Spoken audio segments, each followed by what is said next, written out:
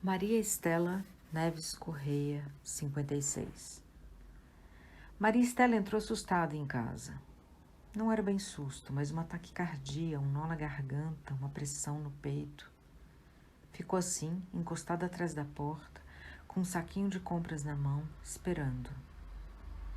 Tinha passado por um senhor que lhe pedira dinheiro com uma tristeza imensa nos olhos, há 6 dias na rua, atônito. Maria Estela lhe estendeu uma nota de R$ 20 enquanto ouvia sua história com calma. Mas a certa altura hesitou 2 passos e enfim seguiu adiante sem olhar para trás. Só que vinha vindo um cachorro aflito, com aquele jeito de quem procura o dono, o que a desconcertou completamente. Se os olhos do cão cruzassem os seus, ela o levaria para casa. Acelerou o passo, melhor assim. Recobrando o fôlego, largou as compras sobre a mesa e foi até a varanda. Respirou fundo diante da paisagem. Há quanto tempo sonhava mudar para um apartamento com o horizonte a perder de vista? Pois lá estava. Era um modo de compensar, nos seus cálculos, a aposentadoria precoce, aconselhada aqui e ali diante das mudanças que vinham vindo. Fez um café, mais para deixar a casa recendendo a conforto, acendeu um cigarro e voltou à varanda para contemplar a imensidão. Até que ouviu baixar uma mensagem. Era Bruno mandando fotos, recém-chegado a uma cidadezinha no norte da Itália, onde viviam parentes do pai. Não lembrava direito o nome. Ele estava todo contente com seu estágio em Milão e com o entusiasmo de Lidiane. Boa moça, diria Maria Estela, ainda que guardasse um certo desprezo pelo modo como computava o tempo todo os números do seu canal, onde agora falava sobre o tudo e nada de uma brasileira vivendo na Itália. Mas vá lá. Estavam felizes com o bebê que viria e com toda aquela história que vem com a espera de um bebê, etc. Era bom vê-los cheios de planos. E já que estava ali no celular, ouviu a música que a irmã tinha mandado. Depois leu 2 artigos assombrosos sobre o coronavírus na China. Apagou um e-mail do Ministério do Planejamento cheio de rosas vermelhas pelo Dia das Mulheres. Marcou como spam as ofertas da loja de esportes. Checou as notificações das contas agendadas. Tudo tão sem importância. Menos o tal do vírus. Aquilo ali tinha cara estranha. De noite, sonhou com isso. De manhã, acordou com isso, quando ao levantar a tampa do note, viu entrar um e-mail de Bruno, que era bem comprido. Relatava em detalhe o mal-estar de Lidiane e as quarentenas. A dela no hospital, a dele em casa. Era um imenso e-mail técnico, mas uma aflição indisfarçável borbulhava num monte de erros de digitação, uma coisa atropelada. Deu o nó na garganta. Decidida a prosseguir na rotina, café com pão, sentou-se para assistir ao Jornal da Manhã, o Bom Dia. E aí já se misturavam algumas histórias nacionais com as muitas histórias italianas, que agora chegavam em profusão de todas as partes. Memes, depoimentos, links, lives, listas de providências e procedimentos. Em algum momento recomendou-se que as pessoas não saíssem de casa.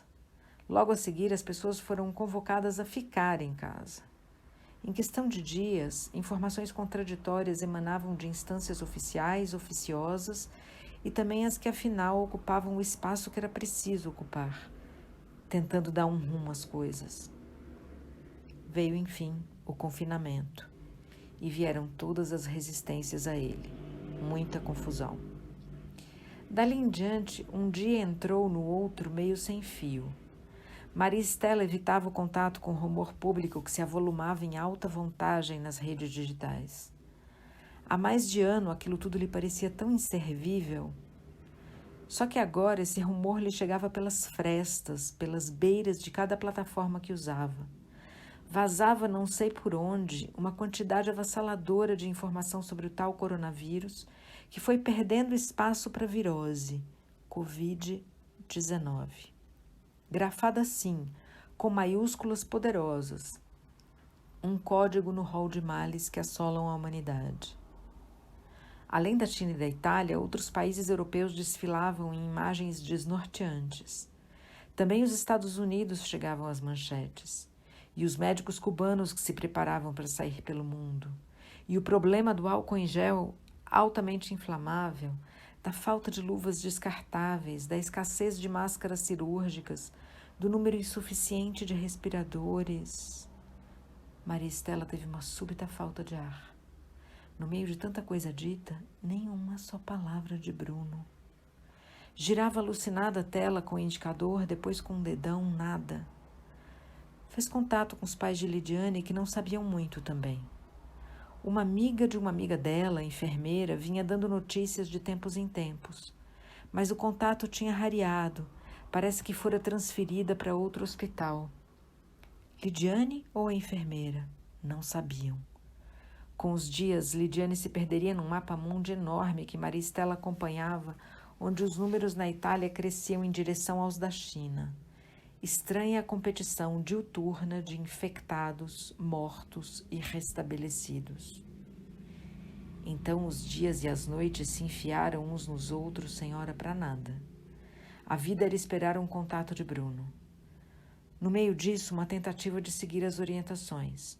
Recebia a feira em casa, calçava as luvas para buscá-la na portaria, descalçava os sapatos na porta, deixava-os no tanque com as roupas, lavava cada item com afinco inédito.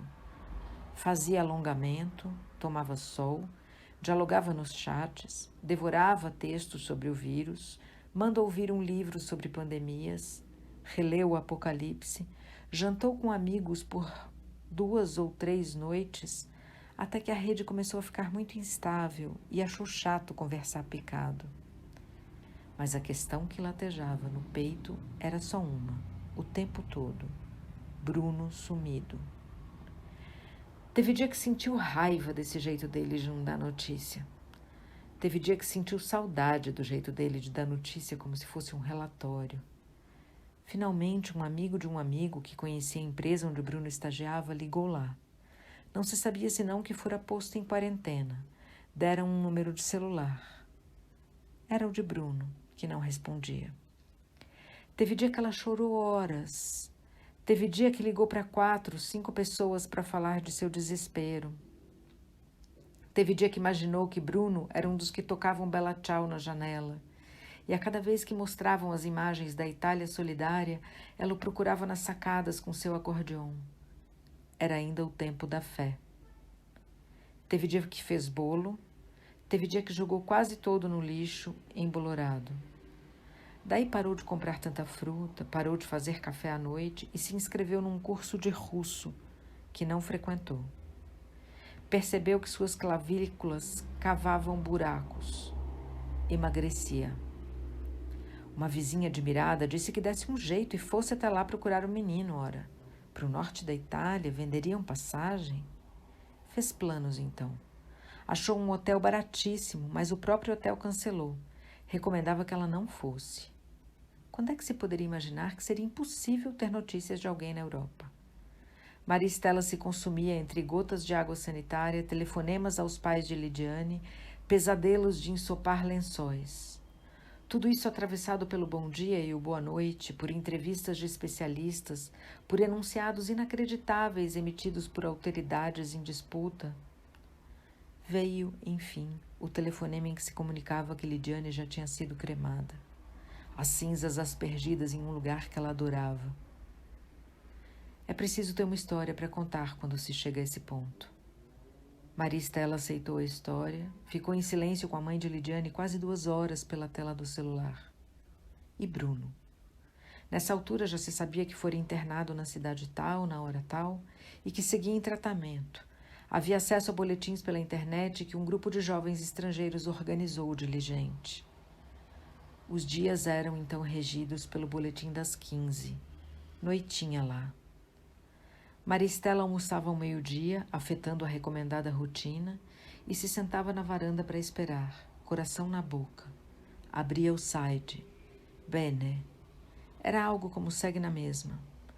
1 dia, 2, 3, e ela não podia ir até lá, e ela não veria mais Lidiane. 4 dias, 5. Uma outra vizinha solidária lhe sugeriu ânimo. Tudo havia de correr bem. E aquele era o dia de fazer o que há muito se queria, vociferar a dor acumulada. Era dia de panelaço. Então escolheu meticulosa a colher e a caçarola, que deixou estrategicamente depositada sobre a mesa. Sentou-se no chão numa meditação às avessas. Aquela esperança foi subindo pelo seu corpo, golpe por golpe, desde os gritos daquela copa. Ia lembrando dos últimos anos, tintim por tintim, inflando seus pulmões sãos, afiando os dentes. 10 minutos mais tarde, Maria Estela era um poderoso miasma caminhando até a varanda. Postou-se firme, caçarola em punho. Que maldito infinito era aquele? Queria um fim, pelo amor de Deus.